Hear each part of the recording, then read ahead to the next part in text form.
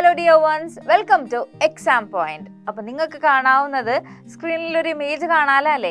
ആ ഇമേജ് കാണുമ്പോൾ നിങ്ങൾക്ക് എന്തെങ്കിലുമൊക്കെ ഓർമ്മ വരുന്നുണ്ടോ? കുറേ ജീവികളുണ്ട്, കുറേ മരങ്ങൾ, ഒരു വയസ്സായ ഒരു അപ്പൂപ്പൻ അമ്മൂമ്മ എന്ന് നിങ്ങൾ പറഞ്ഞാൽ അങ്ങനെ വേണമെങ്കിലും പറയാം. ഒരു വീട് കാണാം, കുറേ ജീവികളുണ്ട് അല്ലേ? എലി തുടങ്ങി പലതരം കിളികളുണ്ട്, വവ്വാലുണ്ട് ഇല്ലേ? സ്ക്രീനിൽ സൂക്ഷിച്ചു നോക്കിയാൽ നമുക്ക് ഒരുപാട് ജീവികളൊക്കെ കാണാം. ഇതെല്ലാം കാണുമ്പോൾ what comes to your mind? എന്താണ് നിങ്ങളുടെ മനസ്സിലോട്ട് വരുന്നത്? എന്തെങ്കിലും വരുന്നുണ്ടോ? ഈ ആളെ അറിയോ? ബേപ്പൂർ സുൽത്താൻ എന്നൊക്കെ പറഞ്ഞ് അറിയപ്പെടുന്ന ഒരാളാണ് അദ്ദേഹത്തിന്റെ എഴുത്ത് ശൈലി എന്ന് പറയുന്നത്. വായിച്ചിട്ടുണ്ടെങ്കിൽ, ഒരിക്കലെങ്കിലും ഏതെങ്കിലും ഒരു ബുക്ക് വായിച്ചിട്ടുണ്ടെങ്കിൽ നമ്മൾ അത്രയും മനോഹരമായി മലയാള ഭാഷയെ ഓർത്തിരിക്കും എന്നുള്ളതാണ്. അതായത് നമ്മള് ഈ നിരൂപകരും ഒരുപോലെയും പിന്നെ സാധാരണ ആൾക്കാർക്കും രണ്ടുപേർക്കും ഒരുപോലെ ഇഷ്ടമുള്ള ഒരു എഴുത്തുകാരനാണ് ഇദ്ദേഹം.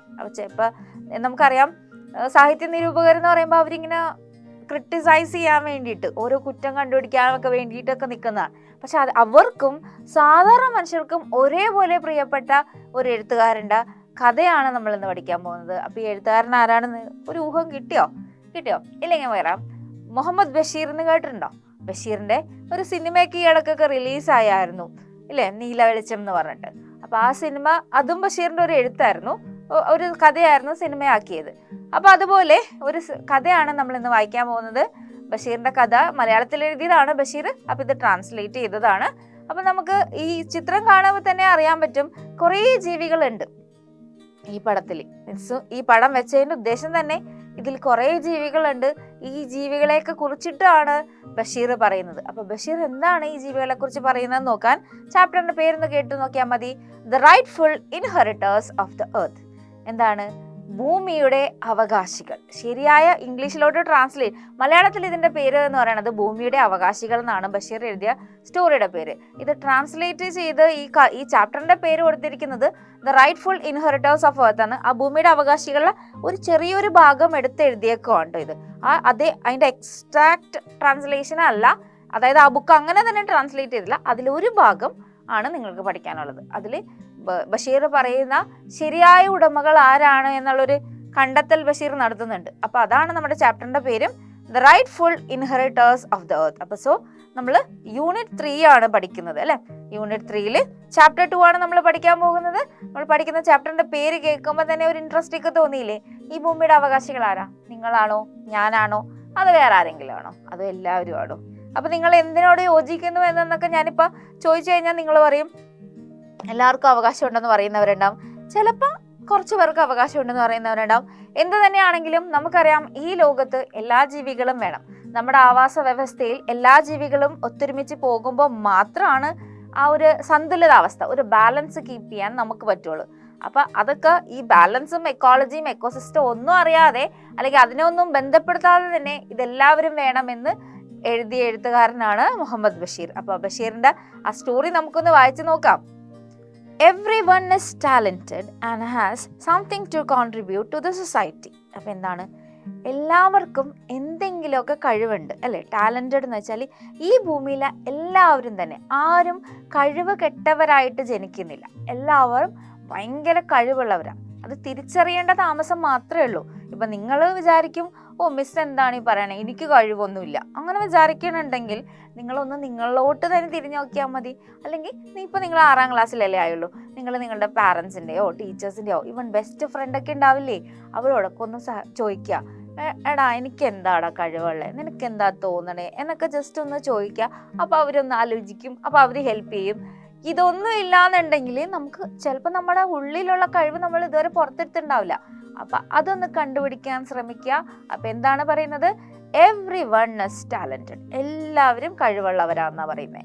And has something to contribute to the society. അതുകൊണ്ട് തന്നെ നമുക്ക് എല്ലാവർക്കും നമ്മൾ ജീവിക്കുന്ന ഈ സമൂഹത്തിന് വേണ്ടിയിട്ട് എന്തെങ്കിലുമൊക്കെ ചെയ്യാനുണ്ടാവും, നമ്മുടേതായ ഒരു കോൺട്രിബ്യൂഷൻ നടത്താനുണ്ടാവും. അല്ലാതെ നമ്മൾ ആരും ഒന്നും ഇല്ലാണ്ട് ജനിച്ചവരല്ല. അപ്പൊ നമ്മളുടെ കഴിവുകൾ കണ്ടുപിടിക്കാനുള്ള ആ ഒരു താമസം മാത്രമേ ഉള്ളൂ. അത് കഴിയുമ്പോൾ പിന്നെ നമ്മളും സൊസൈറ്റിക്ക് വേണ്ടി, സമൂഹത്തിന് വേണ്ടി എന്തെങ്കിലുമൊക്കെ കോൺട്രിബ്യൂഷനൊക്കെ നടത്താൻ പറ്റും. Man is always in the company of animals, birds, insects, and often share his thoughts, concerns, doubts and frustrations with them. എന്താണ് പറയണത്? മനുഷ്യൻ പണ്ട് തുടങ്ങി എപ്പോഴും ആരോട് കമ്പനിയാണ്? ആരോടൊക്കെയാണ് കമ്പനി എന്ന് പറയുന്നത്? മൃഗങ്ങളായിട്ട്, പക്ഷികളായിട്ട്, പിന്നെ ആരൊക്കെയാണ്? ഇൻസെക്ട്സ്. അവരുമായിട്ട് കമ്പനിയാണോ? നിങ്ങൾ ഇപ്പൊ നിങ്ങളുടെ പൂന്തോട്ടത്തിലെ ഒരു തുമ്പിയോ പൂമ്പാറ്റയോ ഒക്കെ വരുന്നെന്ന് വിചാരിക്കാം. ഗാർഡൻ ഉണ്ടോ വീട്ടില്? ഉണ്ടെന്നുണ്ടെങ്കിൽ ഇവരൊക്കെ വരും. കാരണം ഇവർക്ക് ഫ്ലവേഴ്സിൽ നിന്ന് തേനൊക്കെ കുടിക്കാൻ ഭയങ്കര ഇഷ്ടമല്ലേ. അപ്പൊ ഇവരൊക്കെ വരുമ്പോ അവരെ നോക്കുകയും ജസ്റ്റ് ഒന്ന് അവരോട് സംസാരിക്കുകയും അങ്ങനെയൊക്കെ ചെയ്യുന്ന ആൾക്കാരെ കണ്ടുണ്ടോ? അവർക്കൊക്കെ വട്ടാണോ അവരോടൊക്കെ സംസാരിക്കാൻ? ചിലപ്പോ ചുമ്മാ പോണ ഒരു പൂച്ചനോടായിരിക്കും, എടാ നിന്നോട് പറഞ്ഞിട്ടില്ലേ വരല്ലേന്ന്. ലൈക്ക് അപ്പൊ പൂച്ചയും കിളിയും പക്ഷിയും ആരാണെങ്കിലും നമ്മൾ അവരെ കാണുന്നത് അവരോടൊരു കമ്പനി അടിച്ച് ജീവിക്കുന്ന കുറേ മനുഷ്യരുണ്ട്. ഇന്നത്തെ തലമുറ എനിക്ക് അറിയില്ല, ഒരു പക്ഷെ നിങ്ങളൊക്കെ ജീവിക്കുന്നത് മൊബൈലും കമ്പ്യൂട്ടറും അങ്ങനെയൊക്കെയാണോ? അതൊക്കെ ആണെങ്കിൽ മാറ്റി വെക്കാട്ടോ. എല്ലാ സമയമൊന്നും അതൊന്നും എടുക്കണ്ട. കുറച്ച് സമയം പുറത്തോട്ടൊക്കെ നോക്കുക. ഭൂമി അതിമനോഹരമായിട്ട് നിൽക്കുമല്ലേ. എല്ലാവരും നിങ്ങളുടെ കമ്പനിയൊക്കെ വേണമെന്ന് ആഗ്രഹിക്കുന്ന ആൾക്കാരാണ് ഈ ചെടികളും പക്ഷികളും എല്ലാവരും. ഒന്ന് സംസാരിച്ച് നോക്കിയേ. നമ്മുടെ വീട്ടിൽ വളർത്തുന്ന പൂച്ചക്കും പട്ടിക്കും ഒക്കെ നമ്മൾ പറയണ മനസ്സിലാവാറില്ലേ? അപ്പൊ അതുപോലെ എല്ലാ കിളികൾക്കും എല്ലാവർക്കും നമ്മൾ പറയണ മനസ്സിലാവും. അല്ലാതെ നമ്മുടെ വീട്ടിൽ വളർത്തണോണ്ട് മാത്രം നമ്മുടെ ഭാഷ പഠിച്ചവരാണോ അവര്? അപ്പൊ നമ്മളൊന്ന് സംസാരിച്ച് നോക്കിയാൽ മതി, ഇല്ലേ? ഇപ്പൊ നമ്മൾ പുറത്ത് പോകുമ്പോൾ നമ്മൾ തെരുവിൽ കൂടി പോകുന്ന കുറെ പട്ടികളെയും പൂച്ചകളെയും ഒക്കെ കല്ലെറിയും ഉപദ്രവിക്കുക അങ്ങനെയൊക്കെ ചെയ്യുന്ന ആൾക്കാരാണോ നിങ്ങൾ? അങ്ങനെയൊന്നും ചെയ്യാൻ പാടില്ല കേട്ടോ. അവർക്കും ഈ ഭൂമിയിൽ എന്തുണ്ട്? അവകാശമുണ്ട്. നമ്മളെ പോലെ തന്നെ. നമ്മൾ റോട്ടിൽ കൂടി പോകണോ, അവര് റോട്ടിൽ കൂടി പോണേല്ലേ. അപ്പൊ ചില പിള്ളേരൊക്കെ കാണാറുണ്ട് പട്ടിനെയും പൂച്ചിനെയും ഒക്കെ കാണുമ്പോ വേഗം നോക്കണത് ഒരു കല്ലായിരിക്കും, അല്ലേ? എന്താണ് വെറുതെ ഒരു രസം, അതിങ്ങനെ ഓടിപ്പോണ കാണാനുള്ള ഒരു രസം. പക്ഷെ അവർക്ക് വേദന എടുക്കില്ലേ? അപ്പൊ അതും നമ്മൾ നോക്കണ്ടേ. അപ്പൊ മനുഷ്യര് എല്ലാവരുമായിട്ട് കമ്പനി അടിച്ച് ആണ് ജീവിക്കാറ്. പിന്നെ നമ്മുടെ ആശങ്കകൾ, കൺസേൺസ് എന്ന് പറയുമ്പോൾ നമ്മുടെ ആശങ്കകൾ, നമ്മുടെ സംശയങ്ങൾ, നമ്മുടെ ഫ്രസ്ട്രേഷൻസ്, നമ്മളുടെ നിരാശയും അതൊക്കെ നമ്മൾ ഇവരോട് ഷെയർ ചെയ്യാറുണ്ടോ? അങ്ങനെ ഇപ്പൊ മിസ് പറഞ്ഞ പോലെ ഇപ്പൊ വീട്ടിൽ നിങ്ങൾക്ക് ഒരു പട്ടി ഉണ്ടെന്ന് വിചാരിക്കുക, ഒരു പട്ടിക്കുട്ടി ഉണ്ടെന്ന് വിചാരിക്കുക, അല്ലെങ്കിൽ പൂച്ചക്കുട്ടി ഉണ്ടെന്ന് വിചാരിക്കുക. അപ്പൊ ഇപ്പൊ നമ്മൾ ഒറ്റയ്ക്ക് ഇരിക്കുമ്പോൾ നമ്മൾ ഭയങ്കര വിഷമിച്ചൊക്കെയാണ് ഇരിക്കണമെങ്കിൽ ചിലപ്പോൾ പൂച്ച തൊട്ടടുത്ത് വെറുതെ ഇരിക്കുമായിരിക്കും. നമ്മൾ അതിനോട് ഇങ്ങനെ വാതോരാതെ സംസാരിച്ചുകൊണ്ടിരിക്കും. ചെയ്യാറുണ്ടോ അങ്ങനെയൊക്കെ? സോ അപ്പൊ നമ്മൾ പണ്ട് തുടങ്ങി ഇങ്ങനെയൊക്കെയാണ് മനുഷ്യര് പണ്ട് തുടങ്ങിയ മൃഗങ്ങളെ ഇങ്ങനെ വർത്താനം പറഞ്ഞും ടൈം ചെയ്തും ഒക്കെയാണ് ജീവിച്ചുകൊണ്ടിരുന്നേച്ചേ. പെട്ടെന്നൊരു ദിവസം നമ്മൾ ഈ കമ്പനിയൊക്കെ വിട്ട് മൊബൈൽ ഫോണിന്റെ ഉള്ളിലോട്ടൊന്നും കയറി പോവരുത്, അല്ലേ? അപ്പൊ നമ്മൾ ആ ഒരു കമ്പനിയിൽ തന്നെ ജീവിക്കാം. Let us read and enjoy a short story by Vaikom Muhammad Basheer. വലിയ ഫേമസ് ഓതർ ആണ് കേട്ടോ. നിങ്ങൾ കേട്ടിട്ടുണ്ടാവും ബഷീർ എന്നൊക്കെ പറഞ്ഞ്, ഇല്ലേ? അപ്പൊ നമ്മൾ ഇനി വായിക്കാൻ പോകുന്നതും കേട്ട് രസിക്കാൻ പോകുന്നതും വൈക്കം മുഹമ്മദ് ബഷീർ എഴുതിയ ഒരു കഥയാണ്. അപ്പൊ അബൌട്ട് ദി ഓതർ, ഇതാണ് നമ്മുടെ വൈക്കം മുഹമ്മദ് ബഷീർ. എന്താണ് വൈക്കം മുഹമ്മദ് ബഷീർ? 1908-94, 1908 ജനിച്ചത്, 94 മരിക്കുന്നത്. 1994 മരിച്ചു. He was A Malayalam fiction writer. ഒരു മലയാളി എഴുത്തുകാരനായിരുന്നു അദ്ദേഹം. ഫിക്ഷൻ റൈറ്റർ എന്ന് പറയുമ്പോൾ കൂടുതലും സാങ്കല്പിക കഥകൾ, അല്ലെങ്കിൽ നമ്മൾ ഇമാജിനേറ്ററി സ്റ്റോറീസ്, അല്ലേ? ആ കഥാപാത്രങ്ങളൊക്കെ സാങ്കല്പികമൊക്കെ ആയിരിക്കും. ഓട്ടോബയോഗ്രഫി ഒക്കെ എഴുതിയിട്ടുണ്ട്, ഒപ്പം സാങ്കല്പിക കഥകളൊക്കെ എഴുതിയിട്ടുണ്ട് അദ്ദേഹം. He was a humanist, freedom fighter, novelist and short story writer. അപ്പൊ പിന്നെ അദ്ദേഹത്തിന്റെ ഡിസ്ക്രിപ്ഷൻ വന്നപ്പോൾ കുറേ കാര്യങ്ങൾ വന്നു. എന്തൊക്കെയാണ്? ഹ്യൂമനിസ്റ്റ് ആണ്, ഒരു മനുഷ്യവാദിയായിരുന്നു അദ്ദേഹം. പിന്നെയോ ഫ്രീഡം ഫൈറ്റർ ആയിരുന്നു. ഫ്രീഡം ഫൈറ്റർ, സ്വാതന്ത്ര്യ സമരത്തിലൊക്കെ പങ്കെടുത്തിട്ടുണ്ട്. നോവലിസ്റ്റ് ആണ്. ഒരുപാട് നോവൽ എഴുതിയിട്ടുണ്ട് കേട്ടോ, ഇഷ്ടം പോലെ. അത് എല്ലാത്തിലെ ലാംഗ്വേജ് എന്നുള്ള മിസ് ഇഷ്ടം പോലെ നോവൽ വായിച്ചിട്ടുണ്ട് അദ്ദേഹത്തിന്റെ. അതുകൊണ്ടിട്ടാണ് മിസ് പറയുന്നത്, ചുമ്മാ പറയണല്ല കേട്ടോ, വെറുതെ പറയണല്ല, നല്ല രസമാണ് വായിക്കാൻ. And short story writer. അതുകൂടാതെ ചെറുകഥകളും എഴുതിയിട്ടുണ്ട്.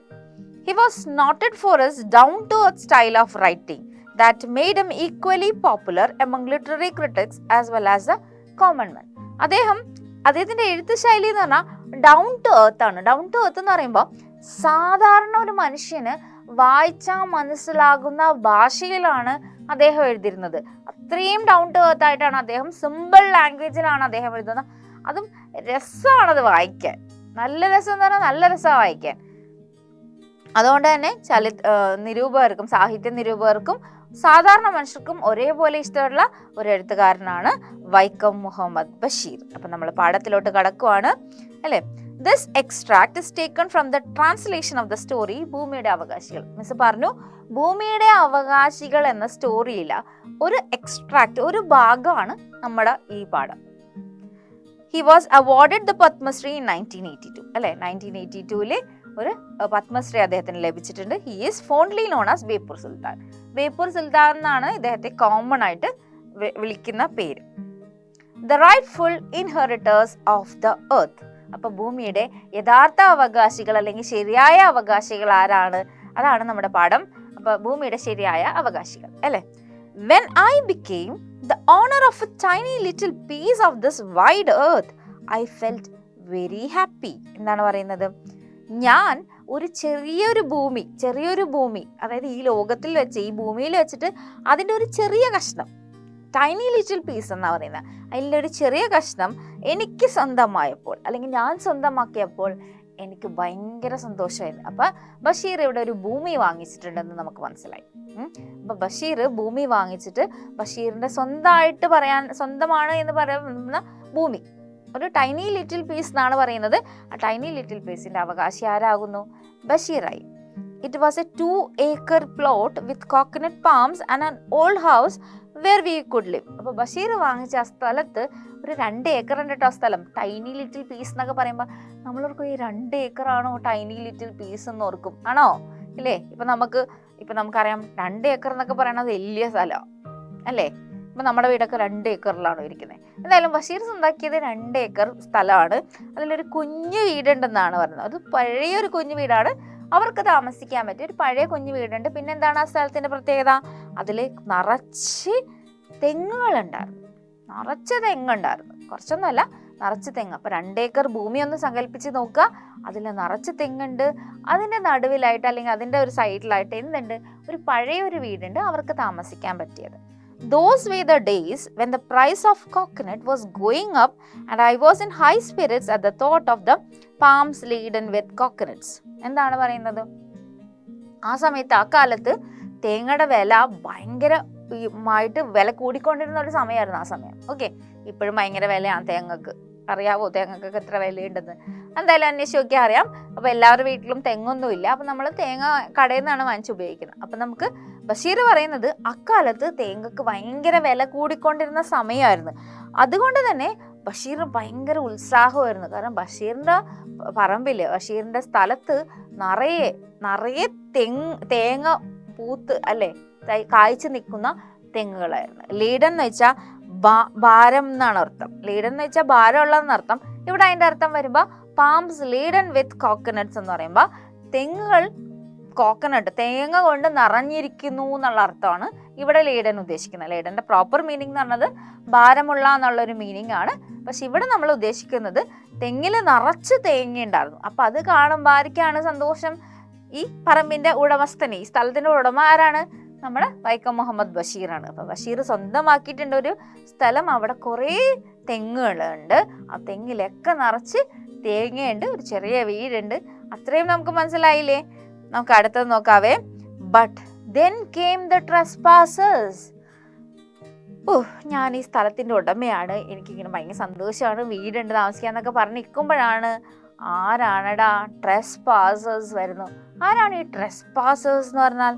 But then came the trespassers. Trespassers എന്ന് പറഞ്ഞാൽ അതിക്രമിച്ച് കടക്കുന്നവർ എന്നാണ് അർത്ഥം. ഓക്കെ, അതിക്രമിച്ച് കടക്കണ ആരാ? അതിക്രമം എന്ന് പറഞ്ഞാൽ എന്താ? നമ്മുടെ അനുവാദമില്ലാതെ നമ്മുടെ സ്ഥലത്ത് കയറുന്നവരെ നമ്മൾ അതിക്രമിച്ച് കിടക്കുന്നവർ എന്ന് പറയും. മറ്റേത് അതിഥികളല്ലേ നമ്മൾ ചോദിച്ചൊക്കെ വരുന്നേ. ഇത് അതിക്രമിച്ച് കിടക്കുന്നവർ എന്നാണ് പറയുന്നത്. അപ്പൊ ബഷീർ പറയുന്നത് പക്ഷേ അപ്പോഴാണടാ ആര് വരുന്നേ? അതിക്രമിച്ച് കിടക്കുന്നവർ വരുന്നേ. കുറെ പേരുണ്ട് കേട്ടോ, ഒരാളൊന്നും അല്ല. അതാണ് then came the trespassers. കുറെ പേരുണ്ട്. ആരൊക്കെയാണ് trespassers? They did not care about the fence we had put at the boundary. അപ്പോ ഈ 2 ഏക്കർ പ്ലോട്ടിന് ചുറ്റും എന്തുണ്ട്? ഒരു ബൗണ്ടറി, ഒരു ഫെൻസ് ഉണ്ട്. ഫെൻസ് എന്ന് പറഞ്ഞാല് വേലിയാണ്. അപ്പൊ അവര് ഈ സ്ഥലത്തിന് ചുറ്റുമുള്ള ഈ ബൗണ്ടറി ഫെൻസ് ഒന്നും അവർക്കൊരു പ്രശ്നമേ അല്ലായിരുന്നു. അതൊന്നും അവർ മൈൻഡ് പോലും ചെയ്തില്ല. ആരാണെന്ന് പറഞ്ഞിട്ടില്ല കേട്ടോ. അപ്പൊ എന്താ പറഞ്ഞിരിക്കുന്നത്? They did not care about the fence we had put at the boundary. ആ വേലിയുണ്ട്. ഈ സ്ഥലത്തിന്റെ ചുറ്റും വേലി കെട്ടി വെച്ചിട്ടുണ്ട്. ആ വേലി ഒന്നും അവർ മൈൻഡ് പോലും ആക്കിയില്ല. Moreover, they did not seem to be at all afraid of my watchdog Shan. അപ്പോൾ ബഷീറിന് ആരുണ്ട്? ഒരു പട്ടി ഉണ്ട് കേട്ടോ, ഒരു വാച്ച് ഡോഗ് ഉണ്ട്. അതായത് വാച്ച് ഡോഗ് ഷാൻ ആണ് ഉള്ളത്. അപ്പോൾ വാച്ച് ഡോഗ് ഉണ്ട്. വാച്ച് ഡോഗിനെ കുറിച്ചും അവർ ബോധവടല്ലായിരുന്നു. Moreover, they did not seem, അവർ മീൻസ് കണ്ട ഭാവം നടിച്ചില്ല ഇങ്ങനെ ഒരു പട്ടി ഇവിടെ ഉണ്ടെന്നുള്ളത്. They did not seem to care for anyone in the world, not even the government. അവര് ഈ ഭൂമിയിൽ തന്നെ ആരെങ്കിലും ഉള്ളതായിട്ട് അതുപോലെ അവർക്ക് മൈൻഡ് ആക്കിയില്ല. ഈവൻ സർക്കാരിനെ പോലും മൈൻഡ് ചെയ്യാത്ത ആൾക്കാരായിരുന്നു അവര്. ആരാണ് ഈ ആൾക്കാർ? അവരെ കുറിച്ച് പറഞ്ഞിട്ടില്ല നമ്മളോട്. അവരെ കുറിച്ച് പറയുവാണ്. അവർക്ക് ഇങ്ങനെ മൈൻഡില്ല, വേലിയുള്ളത് അവർക്ക് പ്രശ്നമല്ല, പട്ടിയുള്ളത് അവർക്ക് പ്രശ്നമല്ല. ഈ ലോകത്ത് തന്നെ ആരുണ്ടെന്ന് പറഞ്ഞാലും അവർക്ക് ഒരു പ്രശ്നമില്ല. They not seem to care for the world, അല്ലേ? എൻറ്റയർ വേൾഡ്, ഈ ഭൂമി മുഴുവൻ ആൾക്കാരുണ്ടെന്ന് പറഞ്ഞിട്ടും ഒരു പ്രശ്നമില്ലെന്നാണ് പറയുന്നത്. The first arrivals were birds and butterflies. ആരായിരുന്നു ആദ്യം വന്നേ? ആദ്യത്തെ ആൾക്കാരെത്തിയേ, ആദ്യത്തെ ട്രസ്പാസേഴ്സ് എത്തി, ബേർഡ്സ് ആൻഡ് ബട്ടർഫ്ലൈസ്. അപ്പൊ ആരാണ് വന്നേ? കിളികളും പക്ഷികളും നമ്മുടെ പൂമ്പാറ്റകളും. അവരാണ് ഇപ്പൊ എത്തിയിരിക്കുന്ന ട്രസ്പാസേഴ്സ്. ഇതിനാണോ ബഷീർ ഇത്ര ട്രസ്പാസേഴ്സ് എന്ന് പറയണേ? ആണോ? അവരൊക്കെ അവിടെ വന്ന് ജസ്റ്റ് തേനൊക്കെ കുടിച്ച് പോവില്ലേ? അതാണോ നിങ്ങളുടെ ആറ്റിറ്റ്യൂഡും? എന്തുകൊണ്ടാണ് ബഷീർ ഇവരെ ട്രസ്പാസേഴ്സ് എന്ന് വിളിക്കുന്നതെന്ന് നോക്കാം നമുക്ക്. അപ്പൊ ആദ്യം വന്ന ആൾക്കാർ എന്ന് പറയുന്നത് ബേർഡ്സും ബട്ടർഫ്ലൈസും ആണ്. A wide variety of birds and so many butterflies. അവിടെ എക്സ്ക്ലമേഷൻ ഉപയോഗിച്ചിട്ടുണ്ട്. അപ്പോൾ ബഷീർ ഉപയോഗിച്ചിരിക്കുന്നത് ഒരു സ്ട്രോങ് എക്സ്പ്രഷൻ ആണ്. അതായത് ബഷീർ കാണാത്ത തരത്തിലുള്ള പല കളറിലുള്ള ബട്ടർഫ്ലൈസ് അവിടെ വന്നിട്ടുണ്ട്, പൂമ്പാറ്റകൾ. അതുകൊണ്ടിട്ടാണ് അങ്ങനെ ഒരു എക്സ്പ്രഷൻ. പിന്നെ എന്താണ്? വൈഡ് വെറൈറ്റി ഓഫ് ബേർഡ്സ്, പലതരത്തിലുള്ള പക്ഷികളും വന്നിട്ടുണ്ട്. പലതരത്തിലുള്ള പക്ഷികളും പല കളറിലും പല രൂപത്തിലും ഇതിലുള്ള പൂമ്പാറ്റകളും അവിടെയുണ്ട്. Perched on the boughs, the birds chirped on and on. എന്താണ് perched എന്ന് പറഞ്ഞാൽ ഇരുന്നു എന്നാണ്. ബോസ് എന്ന് പറഞ്ഞാൽ കൊമ്പില്. അപ്പൊ ഈ കൊമ്പിലൊക്കെ ഇരുന്ന് birds chirped on. chirp on എന്ന് പറഞ്ഞാൽ അവരുണ്ടാക്കുന്ന ശബ്ദത്തിനെ വിളിക്കുന്ന പേരാണ് chirping. അപ്പോൾ chirped on and on. അപ്പൊ ഈ മരത്തിന്റെ കൊമ്പിലൊക്കെ ഇരുന്ന് അവരിങ്ങനെ ശബ്ദം ഉണ്ടാക്കിക്കൊണ്ടിരിക്കുക. കിളികളൊക്കെ ഉള്ളെങ്കിൽ നല്ല രസമല്ലേ? എന്നൊക്കെ ഒരു സൗണ്ടും പല കിളികൾക്ക് പല സൗണ്ടാ. ഇവിടെ എന്ന് പറഞ്ഞാൽ ഒരു വൈഡ് വെറൈറ്റി ഓഫ് ആരുണ്ട്? വൈഡ് വെറൈറ്റി ഓഫ് ബേർഡ്സ് ഉണ്ട്, അല്ലെ? അപ്പൊ ഈ പലതരത്തിലുള്ള ഈ ബേർഡ്സ് വന്ന് ഈ മരത്തിന്റെ കൊമ്പിൽ ഇരുന്നിട്ട് എന്തുണ്ടാക്കുന്നു? ശബ്ദം ഉണ്ടാക്കുന്നുണ്ട്. The butterflies fluttered around in the courtyard, flashing the colors in the sunlight. എന്താണ് പറയുന്നത്? ഈ ബട്ടർഫ്ലൈസ്, ഫ്ലട്ടർ എന്ന് പറഞ്ഞാൽ പറക്കുക. അപ്പൊ ബട്ടർഫ്ലൈസ് എന്താ ചെയ്യുന്നത്? പൂമ്പാറ്റകൾ എന്താ ചെയ്യുന്നത്? കോർട്ട്യാർഡിന് ചുറ്റും, ഈ വീടിന് ചുറ്റും വരാന്തയുടെ ചുറ്റും എല്ലായിടത്തിനും ചുറ്റും എന്താ പറക്കുകയാണ്. എങ്ങനെയാണ്?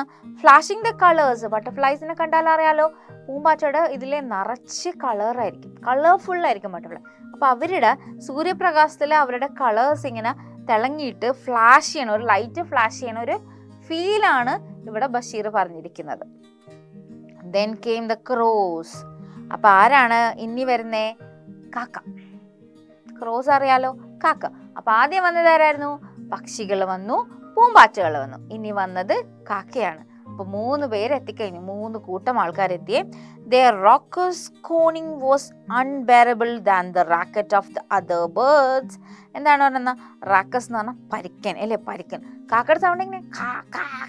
അല്ലേ? അങ്ങനെ തന്നെ അല്ലേ? അപ്പൊ കുറെ കാക്ക ഉണ്ടാകുമ്പോൾ ഭയങ്കര സൗണ്ട് അല്ലേ? ഒരു കാക്കയുടെ സൗണ്ട് അല്ലല്ലോ. അപ്പൊ ആ കാക്കയുടെ പരിക്കൻ, റോക്കസ് എന്ന് പറഞ്ഞത് എന്താണ്? പരിക്കൻ ശബ്ദ. അപ്പൊ അതിന്റെ കോയിങ് എന്ന് പറഞ്ഞാൽ കാക്ക കരയുന്നതിനെ പറയുന്ന. അപ്പൊ അൺബെയറബിൾ ആണ്, സഹിക്കാൻ പറ്റാത്തായിരുന്നു. ഓക്കെ, ആർക്ക് സഹിക്കാൻ പറ്റില്ലായിരുന്നു? ബഷീറിന്, അല്ലേ? Than the rackets of other birds. ബാക്കിയുള്ള പക്ഷികളുടെ ഈ ചിറകടി ശബ്ദവും ഈ പാട്ടും അതിനേക്കാളൊക്കെ സഹിക്കാൻ പറ്റാത്ത ഒരു ശബ്ദമായിട്ടാണ് കാക്കയുടെ ശബ്ദം ബഷീർ ഇവിടെ വർണ്ണിച്ചിരിക്കുന്നത്. But the worst was that they missed no chance to snoop down on our hens and chicks. പക്ഷെ ഇതെല്ലാം പോട്ടെ, ഈ ശബ്ദവും മരക്കൊമ്പിൽ ഇരിക്കലും അതിക്രമിച്ച് കടക്കലും എല്ലാം പോട്ടെ, ഏറ്റവും മോശം എന്ന് പറയുന്നത് ഇവരുടെ ഉദ്ദേശം. ഇവർ വരുന്നത് തന്നെ എന്തിനായിരുന്നു?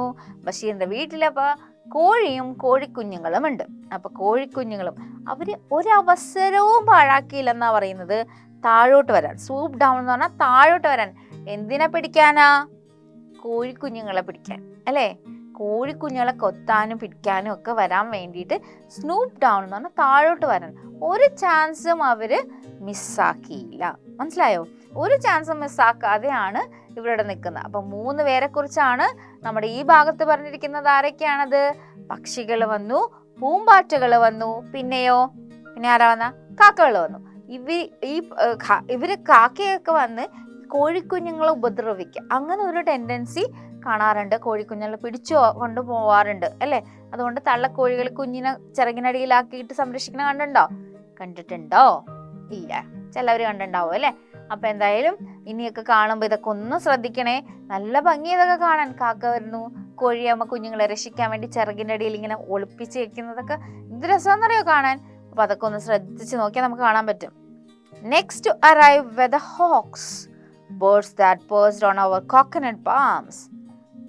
അടുത്തത് ആരാണ് വരുന്നതെന്ന് അറിയാമോ? ഹോക്സ് ആണ്. ഹോക്സ് ആരാണ്? പരുന്ത്.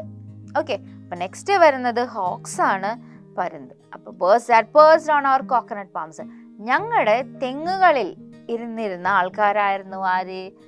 പരുന്തുകൾ. However, while they sat in higher planes, their aims were just as low down in the dust. അപ്പം പരുന്ത് എന്ന് പറയുമ്പോൾ തെങ്ങിന്റെ മുകളിലാണ് അവരിയ്ക്കുന്നത്. പരുന്തിനെ നമുക്കറിയാലോ, ആകാശത്ത് വട്ടമിട്ട് പറക്കുന്ന പക്ഷികളായിട്ടാണ് നമ്മൾ പരുന്തിനെ വർണ്ണിക്കാറ് അല്ലെ? അപ്പോൾ ഇവരുടെ ലക്ഷ്യം ആകാശത്ത് പറക്കുന്നതാണെങ്കിലും ഇവരുടെ ലക്ഷ്യം ആരെയാണ്? ഈ കോഴിക്കുഞ്ഞുങ്ങളെയൊക്കെ തന്നെയാണ്. അതാണ് ഇത്ര കൃത്യമായിട്ട് പറഞ്ഞിരിക്കുന്നത്. However, while they sat in higher planes, അവരിയ്ക്കുന്ന കൊമ്പ് എന്ന് പറയുന്നത് വളരെ മുകളിലാണ്. തെങ്ങ് അല്ലെ? തെങ്ങിന്റെ പൊക്കമൊക്കെ അറിയാലോ, ഭയങ്കര പൊക്കത്താ. Their aims, അവരുടെ ലക്ഷ്യം അതെവിടെയാ? were just as low down in the dust. മണ്ണിന്റെ അത്രയും താഴെയാണ് അവരുടെ ലക്ഷ്യം എന്ന് പറയുമ്പോൾ ഉദ്ദേശം കോഴിക്കുഞ്ഞുങ്ങളെ പിടിച്ചുകൊണ്ട് പോവുക എന്ന് തന്നെയാണ്. The hawks and the crows had the same agenda while they watched and waited. അപ്പൊ ഇവര് ഈ കാക്കക്കും പരുന്തിനും ഒരൊറ്റ ലക്ഷ്യം ഉണ്ടായുള്ളൂ. അപ്പൊ ഇവരിങ്ങനെ നോക്കി നിൽക്കുക, വെയിറ്റ് ചെയ്ത് നിൽക്കുക. ആര് പോവാൻ വേണ്ടിയിട്ട്? ഈ കോഴി നമ്മുടെ കണ്ണൊന്ന് തെറ്റിക്കഴിഞ്ഞാൽ, അല്ലെങ്കിൽ കുരുത്തക്കേടും വികൃതിയും കാണിക്കുന്ന ഏതെങ്കിലും ഒരു കോഴിക്കുഞ്ഞൊന്ന് കൂട്ടം തെറ്റിപ്പോയാൽ അതിനെ പിടിച്ചുകൊണ്ട് പോവാൻ വെയിറ്റ് ചെയ്ത് നിൽക്കുകയാണ് ആര്? നമ്മുടെ കാക്കയും പരുന്തും. അപ്പൊ ആരൊക്കെ വന്നു? ഇപ്പൊ പക്ഷി വന്നു, പൂമ്പാറ്റ വന്നു, കാക്ക വന്നു, പരുന്ത് വന്നു. ഓക്കെ, ഇത്രയും പേര് ഇപ്പൊ ട്രസ്പാസേഴ്സ് ലിസ്റ്റിലെത്തി. തീർന്നോ list? Nor were they alone. ഇവരാരും ഒറ്റക്കായിരുന്നില്ല. There were mongooses in the bamboo thicket and there were foxes in the shrubs close by, ready to pounce on the hens. ഇവരാരും ഒറ്റക്കായിരുന്നില്ല. അപ്പൊ ക്രോ ഉണ്ട്, കാക്കയുണ്ട് ആരാ കോഴിക്കുഞ്ഞുങ്ങളെ കൊണ്ടുപോകാൻ, പിന്നെ പരുന്തുണ്ട്. ഓക്കെ, എന്നിട്ടും ഇവർ ഒറ്റക്കല്ല. ഇവരല്ലെങ്കിൽ ഇപ്പൊ ഒറ്റക്കല്ലല്ലോ, ഇവർ രണ്ടുപേരും ഉണ്ടായിരുന്നു. എന്നിട്ട് ഇനി അവർ ഒറ്റക്കല്ല എന്ന് പറഞ്ഞാൽ ആരൊക്കെ ഉണ്ടാ വേറെ? They were mongooses in the bamboo thicket. മുളയുണ്ട്, മുളങ്കാടുണ്ട്. അപ്പൊ മുളങ്കാടിൽ ഒളിച്ചിരിക്കുന്ന മംഗൂസസ് ഉണ്ട്. മംഗൂസസ് എന്ന് പറഞ്ഞാൽ കീരി. And there were foxes in the shrub. പിന്നെയോ കുറുക്കനുണ്ട്, മരച്ചെടികൾക്കൊടയിൽ ഒളിച്ചിരിക്കുന്ന കുറുക്കനുണ്ട് അടുത്തായിട്ട്. ഇവരൊക്കെ ചാടിപ്പിടിക്കാൻ റെഡി ടു പൗൺസ് അല്ലെ? ചാടിപ്പിടിക്കാൻ ആരെയാണ്? കോഴിക്ക് എന്തോരം ശത്രുക്കളല്ലേ? കോഴിനെ തിന്നാൻ തക്കം പാർത്തിരിക്കുന്ന കുറെ ആൾക്കാരായി ഇപ്പൊ. ആരൊക്കെയാണ് അവര്? Crows, hawks, mongooses and foxes. അപ്പൊ 4 പേര് തക്കം പാർത്തിരിക്കുകയാണ് കോഴിയമ്മയും കുഞ്ഞുങ്ങളെയും പിടിക്കാൻ. Then there were rats. പിന്നെ ആരുണ്ട്? എലികളും ഉണ്ട്. ആരുണ്ട്? എലികളും ഉണ്ട്. Rats of course were found everywhere. അപ്പൊ എലികൾ എന്ന് പറഞ്ഞാൽ എല്ലായിടത്തും ഉണ്ടെന്നാണ് ബഷീർ പറയുന്നത്. Rat of course were found everywhere. എലികളില്ലാത്ത സ്ഥലമില്ല എന്നാണ് ബഷീർ പറയുന്നത്. Even as I wondered what right all these creatures had to be on my land, there arrived a fierce creature without paws or wings, a cobra. അപ്പൊ എന്താണ് പറയുന്നത്? ഇവർക്കൊക്കെ ബഷീർ ഇങ്ങനെ അത്ഭുതപ്പെടുക, ഇവർക്കൊക്കെ എന്താണ് എൻ്റെ ഭൂമിയിൽ കാര്യം എന്ന് ഞാനിങ്ങനെ വിചാരിച്ചിരിക്കുമ്പോഴാണ് ആര് വരുന്നത്? There arrived a fierce creature, ഒരു ഉഗ്രമായ ജീവി, without paws or wings. Paws എന്ന് പറഞ്ഞാൽ പൂച്ചയുടെയൊക്കെ ഇതിനില്ലേ, അതിനാണ് പോസ് എന്ന് പറയണം. നമ്മൾ ലവിങ് എന്താണ് പോസ്, അവരുടെ പോസ് ഭയങ്കര ക്യൂട്ടാ അല്ലേ. അപ്പൊ ഈ പോസ് ഇല്ലാതെയും ചിറകില്ലാതെയും ഉഗ്രനായ ഒരു ജീവിയും കൂടി അവിടെ ലാൻഡ് ചെയ്തിട്ടുണ്ട്. ആരായിരിക്കും? അപ്പൊ ചിറകുമില്ല, കാലുകളൊക്കെ ഒന്നുമില്ല. ആരാണ് ആ ജീവി? കോബ്ര. ആരാണ്? കോബ്ര. അപ്പൊ ഒരു സർപ്പവും കൂടി ഇപ്പൊ ലാൻഡ് ചെയ്തിട്ടുണ്ട് ലിസ്റ്റില്. ലിസ്റ്റ് നീണ്ടില്ലേ? ട്രസ്പാസേഴ്സ് ലിസ്റ്റ് എന്തോരം എത്തി. It stood before me, dignified, majestic, its hood spread out. എങ്ങനെയാണ്? എൻ്റെ മുമ്പിൽ വന്നിങ്ങനെ നിൽക്കുക. ചുമ്മാതൊന്നുമല്ല നിൽക്കണേ, നല്ല ഡിഗ്നിഫൈഡ് പൊസിഷനിൽ, ഭയങ്കര മജസ്റ്റിക് പവറൊക്കെ ആയിട്ട് അല്ലേ. കോബ്ര എങ്ങനെയാണ്? Hits hood spread out. എങ്ങനെ? സർപ്പം എങ്ങനെയാണ്? അതിൻ്റെ പത്തി വിടർത്തി നിൽക്കും. കണ്ടിട്ടില്ലേ സർപ്പത്തിനെ? ഫിലിമിലൊക്കെ കണ്ടിട്ടില്ലേ? നേരിട്ട് കണ്ടിട്ടില്ല, മിസ്സും കണ്ടിട്ടില്ല. അപ്പോൾ നിങ്ങളും കണ്ടിട്ടുണ്ടാവാൻ ചാൻസ് ഇല്ല. ചിലപ്പോൾ നാട്ടുപ്രദേശങ്ങളിൽ ജീവിക്കുന്നവരൊക്കെ കണ്ടിട്ടുണ്ടാവും. എന്തായാലും മിസ്സ് കണ്ടിട്ടില്ല കേട്ടോ സർപ്പത്തിനെ. നേരിട്ട് കണ്ടിട്ടില്ല, ഈ സൂയിലൊക്കെ കണ്ടിട്ടുണ്ട് കേട്ടോ. അപ്പോൾ സർപ്പം ഇങ്ങനെ പത്തി വിടർത്തി ആരുടെ മുമ്പിലാ? ബഷീറിന്റെ മുമ്പിൽ ഇങ്ങനെ നിൽക്കുക. It hissed as if asking me what business I had on this land. അപ്പൊ സർപ്പം വന്നിട്ട്, സർപ്പം ചീറ്റണുണ്ട് കേട്ടോ.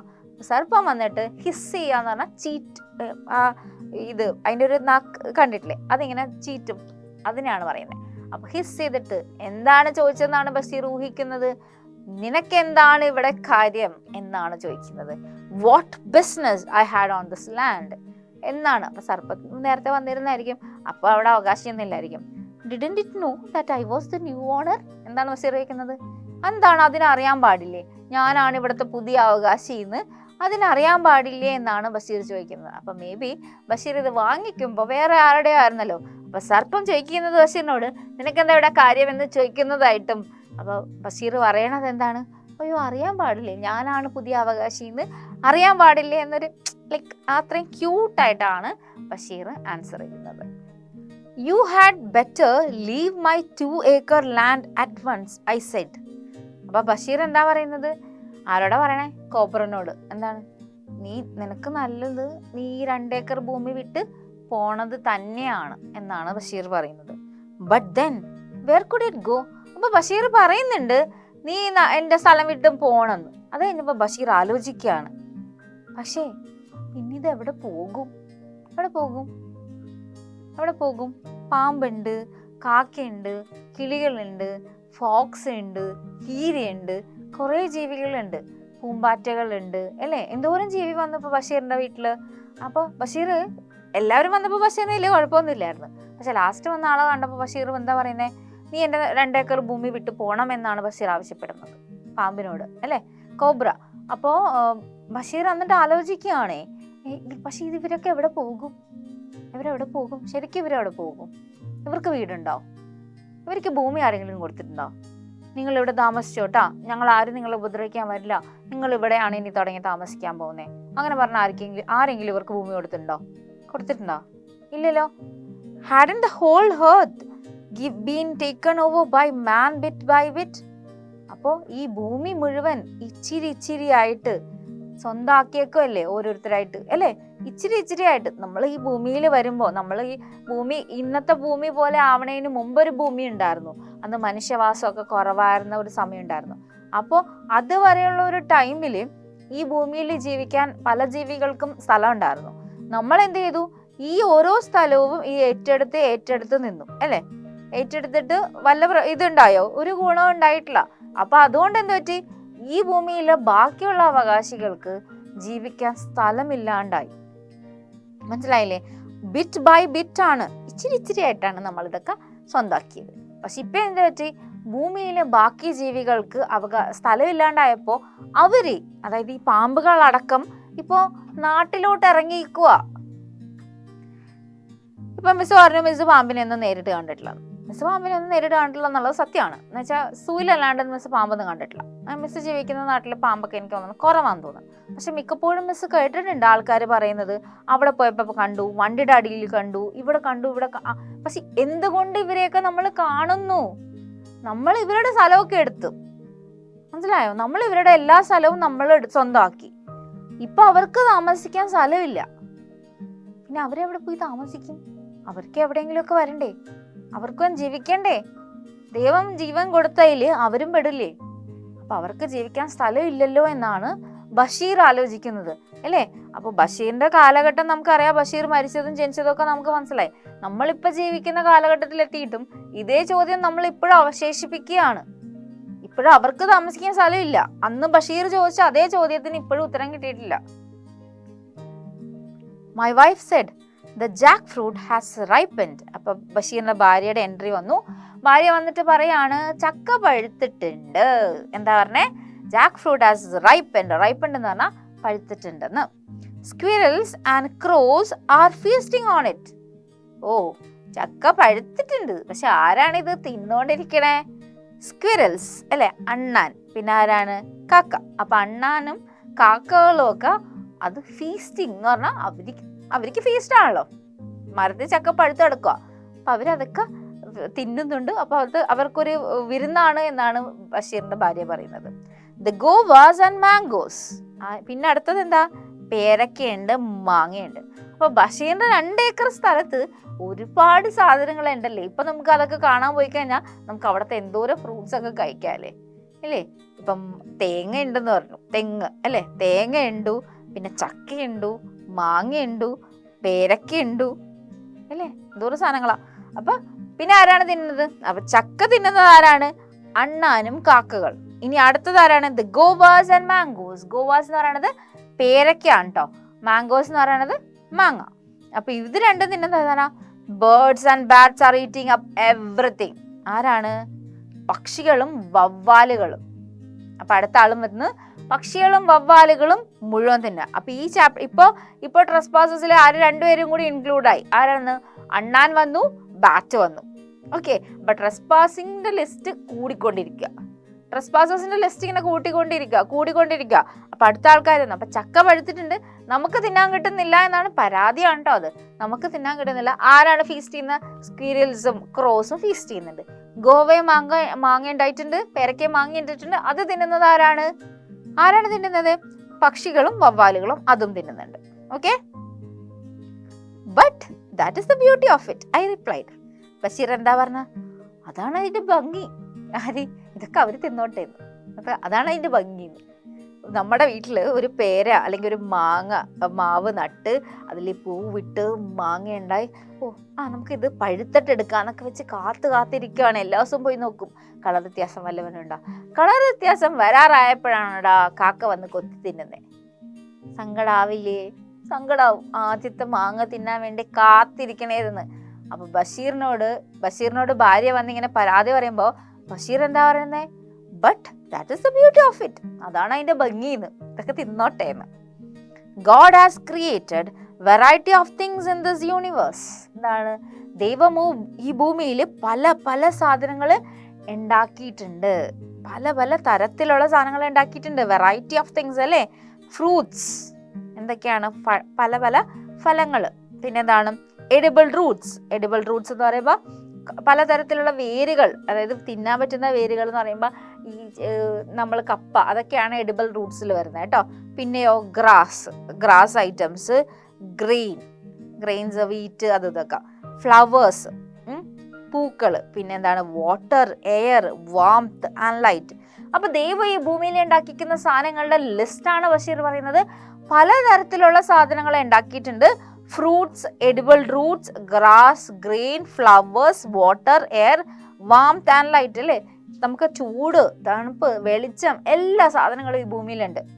Now while we are the owners of this land, without a doubt the birds, beasts, reptiles and insects to have a right to these things just as we have. Basheer എന്താ പറയുന്നത്? നമ്മളാണ് ഈ ഭൂമിയുടെ അവകാശി. ബഷീറാണല്ലോ 2 ഏക്കർ ഭൂമിയുടെ അവകാശി. അതുകൊണ്ട് തന്നെ ഒരു സംശയമില്ലാതെ ബഷീർ പറയാണ്, പക്ഷികൾക്കും പലതരം ജീവികൾക്കും, ബീസ്റ്റും റെപ്റ്റൈൽസിനും ഇൻസെക്ട്സിനും എല്ലാവർക്കും ഈ ഭൂമിയിൽ ജീവിക്കാനുള്ള അവകാശമുണ്ട്. നമ്മളുടെ പോലെ തന്നെ. മനസ്സിലായോ? നമ്മുടെ പോലെ തന്നെയുള്ള അതേ അവകാശമാണ് ഈ എല്ലാ ജീവജാലങ്ങൾക്കും ഉള്ളത് എന്നാണ് ബഷീർ പറയുന്നത്. God has made them for all the creatures. എന്താണ്? ദൈവം ഇവരെ എല്ലാ ജീവികൾക്കും വേണ്ടിയാണ് ഉണ്ടാക്കി വെച്ചിരിക്കുന്നത്. And we had better remember that occasionally. അപ്പൊ എന്താണ്? ഈ കാര്യങ്ങൾ നമ്മൾ ഇടയ്ക്കെങ്കിലുമൊക്കെ ഓർക്കുന്നത് നല്ലതാണ്. ഒക്കേഷണലി, പതിവായിട്ടോ ഇടക്കൊക്കെ ഓർക്കണമെന്നാണ് പറയുന്നത്. ഏതാ കാര്യം? നമ്മളെപ്പോലെ തന്നെ അവകാശം ബാക്കിയുള്ള എല്ലാ ജീവികൾക്കും ഉണ്ടെന്നുള്ള കാര്യം ഓർക്കണമെന്നാണ് ബഷീർ ഭാര്യനോട് പറയുന്നത്. Are you saying rats have a right as well? My wife asked. നിങ്ങൾ എന്താണ് ഈ പറയുന്നത്? എലികൾക്കും അവകാശമൊന്നും. എന്താ ചോദിച്ചേ? അപ്പൊ എല്ലാവർക്കും അവകാശം ഉണ്ടല്ലോ, അപ്പൊ എലിയും വരുമല്ലോ അതില്. എന്താ പറയുന്നേ? എലികൾക്കും അവകാശം. അപ്പൊ നമ്മുടെ ഭൂമിയിൽ എലികൾക്കും അവകാശം ഒന്ന് ആരാ ചോദിച്ചേ? ബഷീറിന്റെ ഭാര്യ ചോദിച്ചു. എന്താ ഉത്തരം? They don't seem to think we humans have any. They go about as though the earth belongs to them, she said. എന്താണ് പറഞ്ഞ? They don't seem to think we humans have any. എലികളുടെ ഭാവം കണ്ടാ തോന്നില്ലല്ലോ നമുക്ക് അവകാശം ഉള്ളതായിട്ട് അവർക്ക് തോന്നുന്നുണ്ടെന്ന്. എലികളെ കണ്ടോ? അവരാണ് ഈ രാജാവ് എന്ന ഭാവത്തിലാണ് അവർ നടക്കുക. അവരെല്ലാം നശിപ്പിക്കും അല്ലെ. ഇപ്പൊ കപ്പയായാലും മരത്തിലുള്ളതായാലും നമ്മുടെ വീടിനുള്ള സാധനങ്ങളായാലും എന്താണെങ്കിലും അത് തിന്നണേനോ നശിപ്പിക്കണേനോ എലിക്ക് ഒരു വിഷമവും ഇല്ല. അപ്പൊ ബഷീറിന്റെ ഭാര്യ അതാണ് പറയുന്നത്. ആദ്യം ചോദിക്കുന്നുണ്ട് എലികൾക്ക് അവകാശം ഉണ്ടാന്ന് ചോദിച്ചിട്ട് ഭാര്യ തന്നെ കണ്ടിന്യൂ ചെയ്യാണ്. എന്താണ് ചോദിക്കുന്നത്? They don't seem to think we humans have any. നമുക്ക് എന്തെങ്കിലും അവകാശമുള്ളതായി അവർ ആലോചിക്കുന്നതായിട്ട് എനിക്ക് തോന്നിയിട്ടില്ല. They go about as though the earth belongs to them. അവരെങ്ങനെയാണ് പോകുന്നത്? അവര് പോണാണ്ടാ തോന്നും ഈ ഭൂമി അവർക്ക് മാത്രം അവകാശപ്പെട്ടതാണ്, she said. എന്നാണ് ബഷീറിന്റെ ഭാര്യ കണ്ടിന്യൂ ചെയ്ത് പറയുന്നത്. So we go around killing them. How sad that we will kill rats to let our own life undisturbed. What we need is a new scientific way of living, a new way that helps us to live without killing any living creature. അപ്പൊ ബഷീറാണ് ചോദിക്കുന്നത്, so we go around killing them. അപ്പൊ അതുകൊണ്ട് നമ്മൾ പോയി അവരെയൊക്കെ കൊല്ലും അല്ലേ? അതാണ് ഉത്തരം അല്ലേ? How sad that we kill rats to let our own life undisturbed. നമ്മുടെ ജീവിതത്തിന് ഒരു ഡിസ്റ്റർബൻസും ഇല്ലാതിരിക്കാൻ വേണ്ടിയിട്ട് നമ്മൾ ഈ എലികളെ കൊല്ലുന്നത് എത്ര സങ്കടകരമാണ് എന്നാണ് ബഷീർ പറയുന്നത്. നമുക്കറിയാം നമ്മുടെ വീട്ടിൽ റാറ്റ് ഉണ്ടെന്നുണ്ടെങ്കിൽ ഉറപ്പായിട്ടും നമ്മൾ അതിനെ കൊല്ലും. എലിക്കണി വെച്ചോ എലി വിഷം വാങ്ങിച്ച് വെച്ചോ എങ്ങനെയാണോ നിങ്ങളുടെ പാരൻസ് അതിനെ നശിപ്പിച്ചിരിക്കും. കാരണം നമുക്കറിയാം അത് പരത്തുന്ന അസുഖങ്ങൾ അത്രയും ഭീകരമാണ്. പക്ഷെ ഇവിടെ ബഷീർ എലികളെ പോലും സപ്പോർട്ട് ചെയ്യുന്ന ഒരു വ്യക്തിയാണ്. ഓക്കെ, അപ്പൊ ബഷീറിന്റെ കൂടെ അല്ല ഭാര്യ പോകുന്നത്, ഭാര്യക്ക് സ്വന്തമായിട്ട് അഭിപ്രായമൊക്കെ ഉള്ള ആളാണ്. What we need is A new scientific way of living. നമുക്ക് പുതിയ ഒരു ശാസ്ത്രീയതരമായ ഒരു ജീവിതം വേണം അല്ലെ? സയന്റിഫിക് വേ ഓഫ് ലിവിങ്, ഒരു ശാസ്ത്രപരമായിട്ട് കാര്യങ്ങളെ കണ്ട് എന്താണ് ബാക്കിയുള്ളവർക്ക് എ ന്യൂ വേ, ഒരു പുതിയ വഴി കണ്ടുപിടിക്കണം. അതിൽ that helps us to live without killing any living creature. ഒരു ജീവിയെയും കൊല്ലാതെ ജീവിക്കാൻ നമുക്ക് പറ്റുന്ന വിധത്തിലുള്ള ഒരു പുതിയ രീതി കണ്ടുപിടിക്കണം എന്നാണ് ബഷീർ പറയുന്നത്. അതായത് ഈ ഭൂമിയിലുള്ള അവകാശികളെ എല്ലാവരും തന്നെ, അത് എലിയാവട്ടെ പാമ്പാവട്ടെ ആരും ആവട്ടെ, ഇവരാരെയും കൊല്ലാതെ, അവരെ ആരെയും നശിപ്പിക്കാതെ കൊല്ലാതെ ജീവിക്കാൻ നമുക്ക് പറ്റണം. മനസ്സിലായോ? അങ്ങനെ ഒരു പുതിയ രീതി കണ്ടുപിടിക്കണമെന്നാണ് ബഷീർ ആവശ്യപ്പെടുന്നത്. Anyway I had no taste for killing rats or anything else.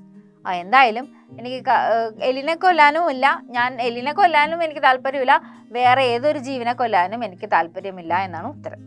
ബാക്കി ഇതൊക്കെ ആലോചിച്ചതാണ് കേട്ടോ.